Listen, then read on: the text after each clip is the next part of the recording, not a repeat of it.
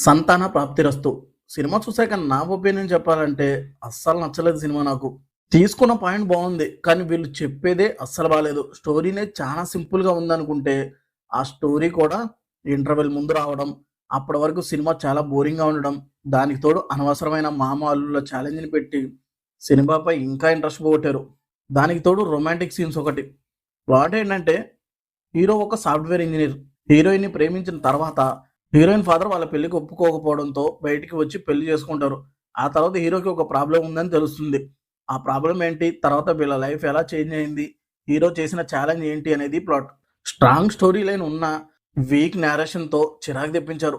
మంచి కామెడీని కానీ, ఎమోషన్ సీన్స్‌ని కానీ పెట్టొచ్చు. కానీ అలా తీయలేదు.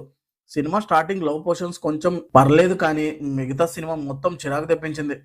డైరెక్టర్ ఈ సబ్జెక్ట్‌ని వల్గర్‌గా కాకుండా కామెడీ వేలో చూపించాలనుకున్నారు కానీ కామెడీ లేకుండా చేశారు. కామెడియన్స్ ఉన్నా ఒక్క చోట కూడా కామెడీ జనరేట్ అవ్వలేదు. డబుల్ మీనింగ్ డైలాగ్స్ పెట్టి ఇవే కామెడీ అన్నట్టు చేశారు. వెన్నెల కిషోర్ గారి కామెడీనే కొద్దిగా బెటర్ అనిపిస్తుంది. తండ్రి కూతుర్ల ఎమోషన్ ఏమాత్రం వర్కౌట్ అవ్వలేదు. చాందిని చౌదరి యాక్టింగ్ బాగుంది కానీ ఆమెకి చెప్పిన డబ్బింగ్ అస్సలు సెట్ అవ్వలేదు. దానికి తోడు హీరో మామతో చేసే ఛాలెంజ్ అవసరమా అనిపిస్తుంది. హీరో యాక్టింగ్ అస్సలు బాలేదు నాకు. యాక్టింగ్‌ని చాలా ఇంప్రూవ్ చేసుకోవాల్సిందే. ఫైనల్‌గా ఈ సంతాన ప్రాప్తిరస్తు సినిమా తలనొప్పి ప్రాప్తిరస్తు అన్నట్టుంది. మీరు చూసుంటే మీకేలా అనిపించిందో మీ ఒపీనియన్ కామెంట్ చేయండి. ఈ రివ్యూ నచ్చితే లైక్ చేయండి. మళ్ళీ నెక్స్ట్ వీడియోతో కలుద్దాం. Thank you for watching.